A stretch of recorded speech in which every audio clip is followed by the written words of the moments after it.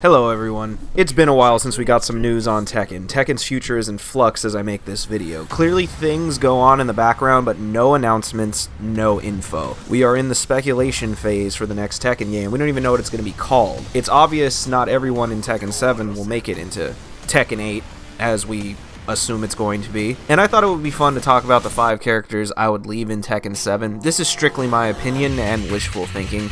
No need to get bent out of shape if you see your favorite character on this list. You will anyway. We all have our views on Tekken and what should be in the game, what Tekken means to us, what characters appeal to us or annoy us more. Rather than get annoyed, maybe try to understand where someone might be coming from. Otherwise, there's a comment section below if you feel the need to let off some steam. Let's get started.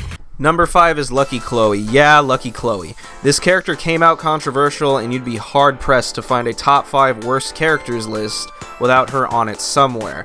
We're even at the point where I've seen various people on YouTube try to sound smarter or more altruistic, claiming some false moral high ground by making videos in an attempt to defend characters like Chloe in fighting games. They make it seem as though they are fighting for a losing side in a battle against knuckle-dragging dude bros and edgelords that don't like cutesy characters. This is a very tone-deaf approach. Have you ever paid attention to fighting game rosters? They are in fact fighting for the winning side. Every fighting game from Japan has at least one or more characters like Chloe in it. There are fighting games where the majority or even the entirety of the characters are underage females doing nonsense instead of actually fighting. There's a high amount of archetypes with a lacking presence in fighting games, but for some reason Japanese game devs have to make sure a cute anime girl stereotype makes it into fighting games every time, sometimes multiple times. Any complaints against characters like this have never been taken seriously, and the one time it was this character, and Harada made an empty threat to pull her, specifically from my region. I was like, don't threaten me with a good time. It's especially unlikable when you consider Tekken already had 3 potential characters on the vanilla arcade roster to fill this niche. Lily, Alyssa, and Zhao were both vanilla, confirmed. If you don't watch anime, there's no reason for you to think a character like this should be present in some big martial arts tournament. Hence, no reason to think they should be in a fighting game, especially one like Tekken. I'm all for appealing to a bigger audience, but not at the expense of your already established audience, and not at the expense of characters that actually fight. Her story presence is non-existent at this point because Tekken 7 side stories are terrible, and she's not present in the main story. And to address the elephant in the room, yes, I am an Eddie main. He is my favorite character, and if you see the polls on social media pages, Tekken official social media pages, and the pick rates for all platforms, not just PC, you'll see I'm not alone in thinking he's the better character. I hate that people even compare the two. They have very little in common. Aesthetically, they only have like 3 moves in common. The reality is, Eddie is doing dance-like attacks, Chloe is just dancing. Harada saying how similar their moves are, or how Eddie players should have just tried her, just further solidifies my belief that Japanese fighting game devs don't know anything about capoeira, and they don't care to learn. They just know that it looks cool, and it's an excuse to make female characters do the splits. It's demeaning on multiple levels. Capoeira is a martial art that uses dance-like movements as a disguise for combat of striking and grappling. The slaves of Brazil didn't have the luxury of being able to train in the open, so they had to make it look like they were dancing.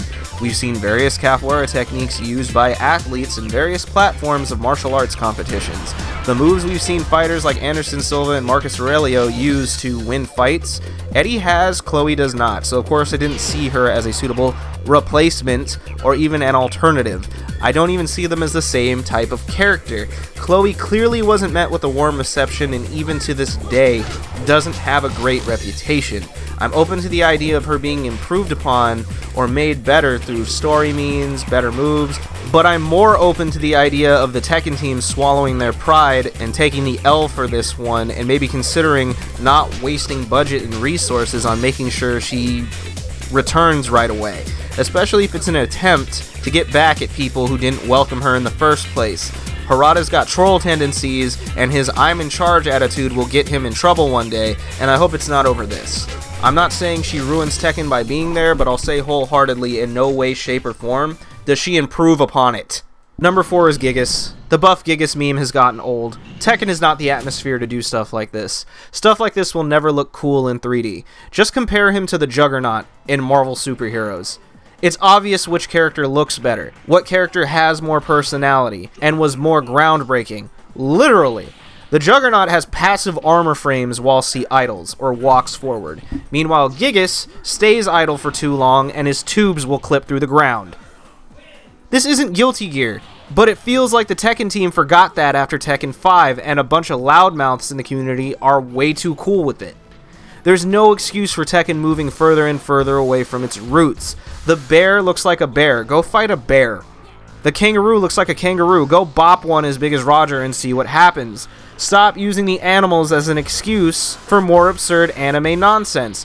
While we're on the subject, stop using non-canon story endings as an excuse for Tekken supposedly always being cartoonish and goofy, or the idea that more nonsense and less serious elements are completely fine. You do not sound smarter or funnier calling Tekken hokey, although I do agree, Tekken 6's story was a bit too serious and melancholy. There was once a good balance of serious and goofy in Tekken. Let's go back to that. Let's start the process of going back to that. And step one is get rid of Gigas. First off, of all the newcomers, I think he steals the most moves from his legacy counterpart, Marduk. A practice older Tekkens did incorporate, but that's no excuse for all of his original moves being so unrefined and uninteresting. The Tekken team clearly knows how heavier, hard-hitting characters work. Look at Armor King, he's one of the fan favorites, mostly because he carries you if you play him, but also because he's brutal. He's a hard hitter. It literally feels like he's crushing his opponent when he hits them. And here's a question, how does Marduk feel so much more satisfying when Gigas stole several of his moves? Could it be the refined brutality of a Vale Tudo fighter just makes for a better character? And for those who don't know what Vale Tudo is, it's MMA with less rules. Less things to protect both fighters. Or how about Fakumram? He can literally get wall splats off of guarding opponents. He has these fully charged guard breaks. At one point, Paul could kill in 3 Death Fists, and it still feels scary to fight him. He can't do that anymore, and it's still terrifying to fight a Paul. He hits really hard. Jack's fighting style is described as sheer force. He makes shells fall out of his arms, like he's firing his fist at you, like a projectile. He feels like a piece of military or construction equipment coming to life and attacking you.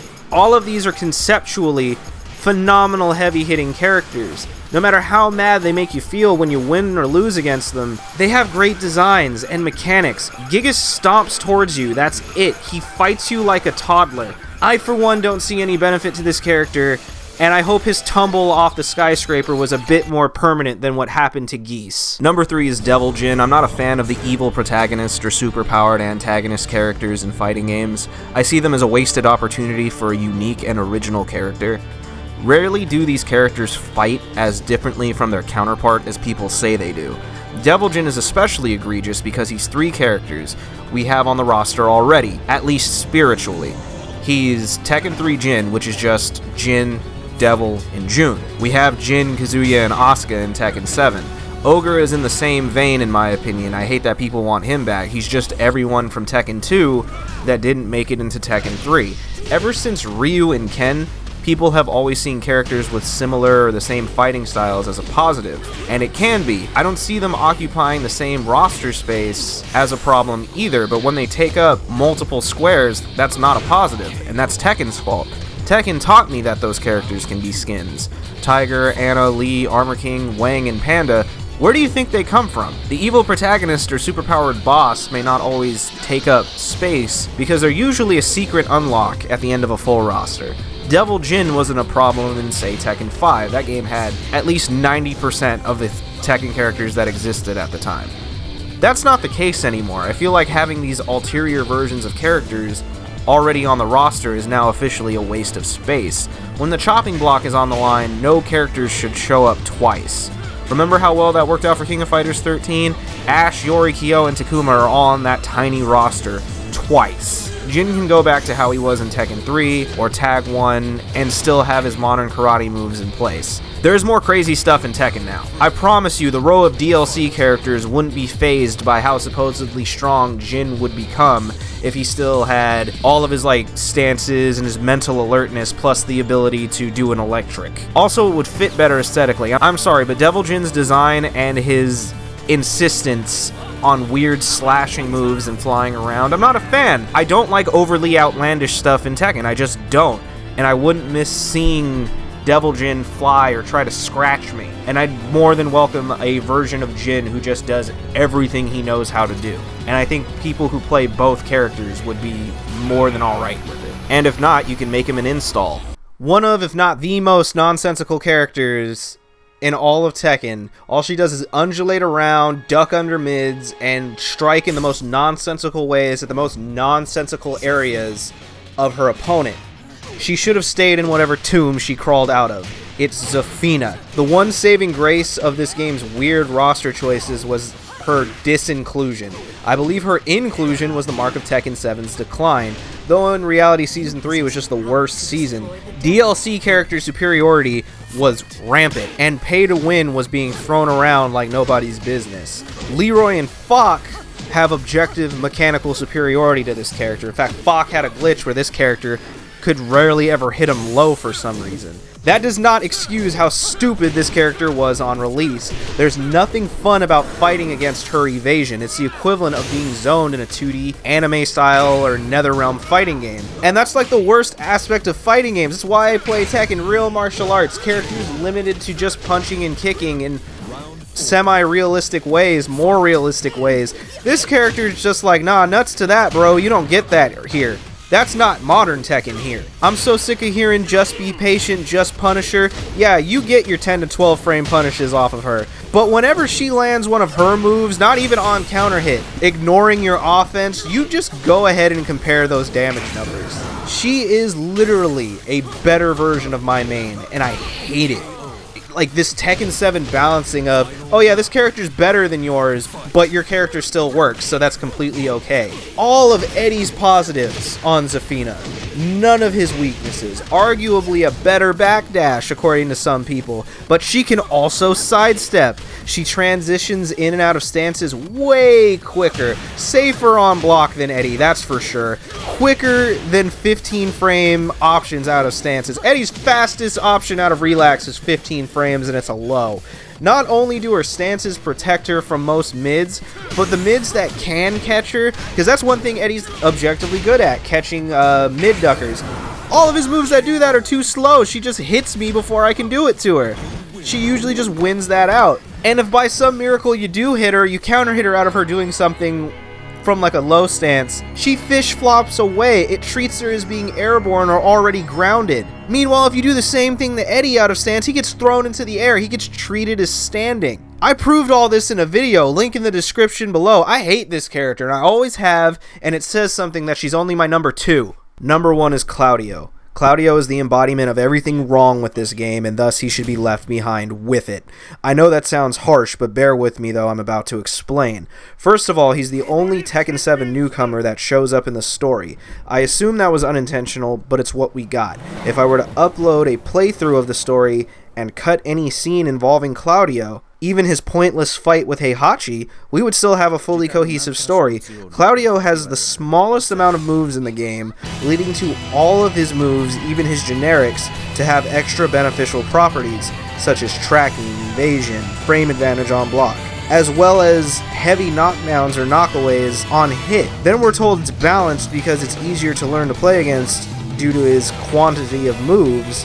And that's not true at all. All you will learn in your pursuit of matchup knowledge is insert move here is safe on block, and he might even evade inconsistently. It's objectively the opposite of so many characters who have glaring flaws but are hated by the lower level players who lack said knowledge.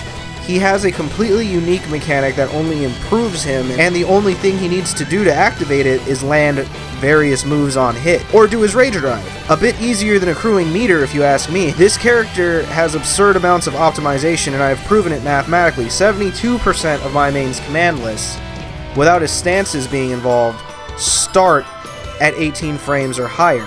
That is ample time for counter hits. In fact, that's 3 frames slower than generic launchers in a Tekken game. 35% of Claudio's moves are 18 frames or higher. So all that built-in evasion where he ducks your mids or recovers away from you are protecting moves that don't need protection.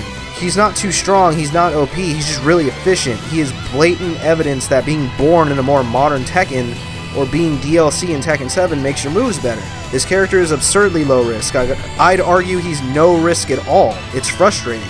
His overall damage output and how he knocks you down feels like how characters used to be in older Tekken games, but Tekken 6 came along and balanced the whole cast around longer juggles and universal extensions, making individual hits and pokes, strings, and combos with no juggle extension do less damage to compensate. Meanwhile, Claudio does old-style Tekken damage plus modern evasion, and obviously he can still juggle because it's a universal mechanic. It's frustrating. His fighting style isn't even a style, it's just as nonsensical as Zafina's, if not worse. I'd compare it to Hazama or Terumi from BlazBlue, but he doesn't have any of the flair, any of the sick green snake magic, or the Ouroboros chains. Instead, he gets this gimmick of like a lackluster blue fire and a face tattoo. It's lame. He's supposedly some sort of archer, but he doesn't even make a bow. Zafina at least makes Azazel's arm when she does like her Rage Drive or Power Crush. All he does is make a blue line. Be it because of his low-risk, high-reward matchup or his uninspired design derived from the most basic of anime fare, this is in my opinion the worst character in Tekken. Serving as a reminder of how far we've come from Tekken's roots, and I can honestly say, if given the choice, I'd see to it Claudio never returns. Boy, it feels good to get that off my chest. What do you think? Did my list make you angry, or do you agree wholeheartedly, or do you only agree with some of it? Let me know in the comment section below. Let me know your list in the comment section below. Go ahead, write a paragraph, I don't care. I'm probably going to read it unless YouTube screws me over and doesn't show me your comment like it's been doing on my past 3 videos. I apologize for that in advance. But anyway, from here on out, thank you for watching. I appreciate it if you stuck through and watched the whole thing, and I'll see you next time.